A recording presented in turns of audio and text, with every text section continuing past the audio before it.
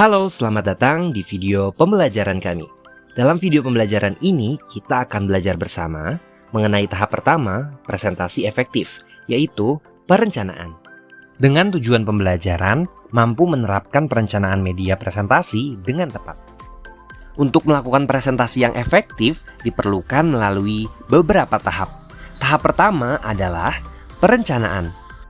Dalam melakukan tahapan perencanaan, dibutuhkan untuk menentukan 4 faktor, yaitu audiens atau sasaran, objektif atau tujuan, konten atau isi, dan strategi.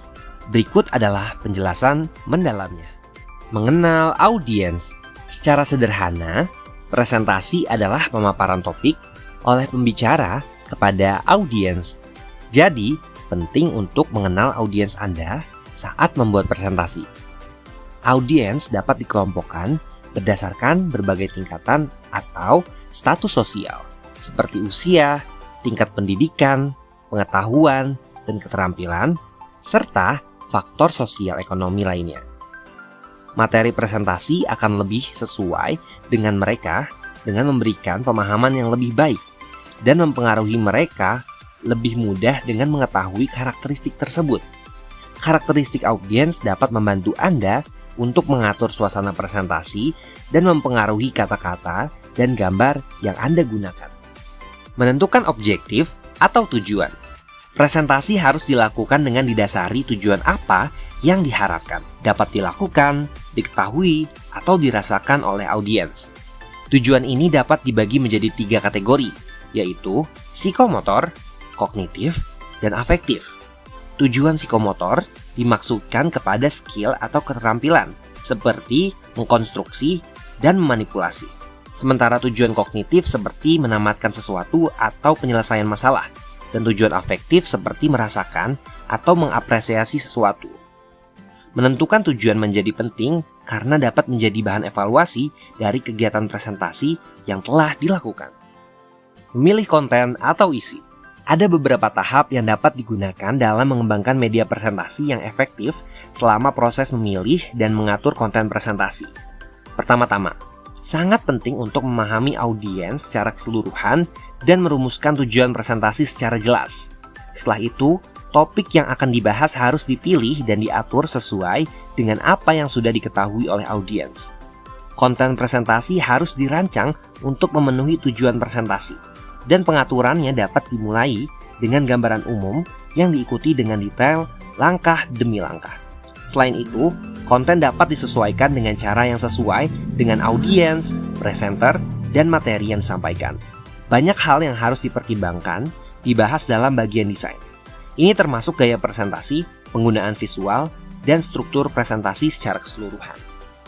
Menentukan strategi. Dalam hal ini, strategi ini mencakup konten yang dapat disampaikan secara tulisan serta pesan yang harus disampaikan melalui media visual dan audiovisual.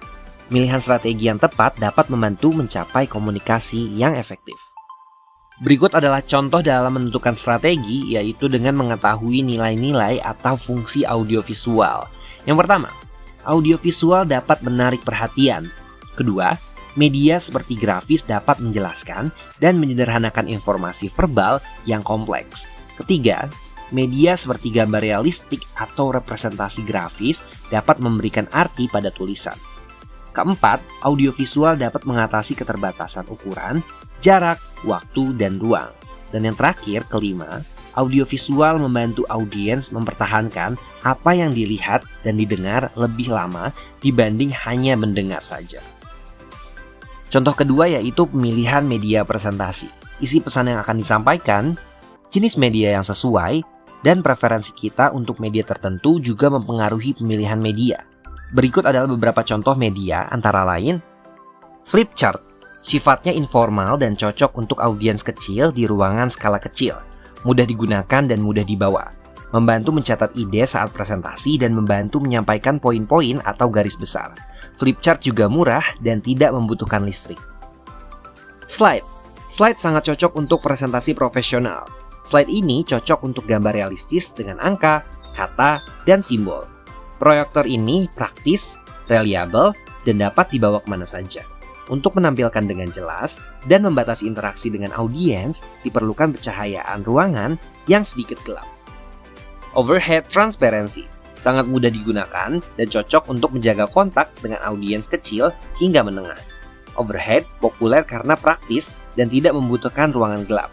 Media ini memungkinkan pembicara melihat audiens mereka dan mengambil alih bagaimana mereka menyampaikan presentasinya. Bisa mengubahnya dengan menggarisbawahi, melingkari, dan menggunakan pengungkapan progresif dalam informasi yang ingin disampaikan. Video tab, jumlah audiens yang dapat diakses besar. Sangat cocok untuk menyampaikan informasi yang harus ditunjukkan secara gerak dengan cara yang tercatat. Video tab dapat diduplikasi dengan mudah dan murah, serta dapat digunakan sebagai sumber pembelajaran mandiri. Kekurangannya adalah harganya mahal dan waktu yang dibutuhkan untuk membuatnya cukup lama. Video presentation camera sangat efektif untuk menunjukkan metode secara langsung di depan audiens melalui proyeksi kamera yang tidak dapat disampaikan dengan cara konvensional. Juga membantu memperbesar ukuran objek yang akan ditampilkan. Beberapa kamera bahkan dapat merekam secara 3D, merekam suara, dan menyimpan video tab. Media ini memiliki resolusi yang rendah dan depth of field yang rendah. Computer-based media menggunakan LCD panel. Pada media jenis ini, peralatan pendukung seperti LCD panel, proyektor overhead, dan layar atau LCD adalah cara yang murah untuk menampilkan gambar komputer di hadapan audiens yang besar. Multimedia. Untuk presentasi komputer, multimedia terdiri dari berbagai jenis media seperti gambar, video, animasi, teks, dan audio. LCD, proyektor video, dan layar besar dapat digunakan untuk menampilkan presentasi multimedia. Handout.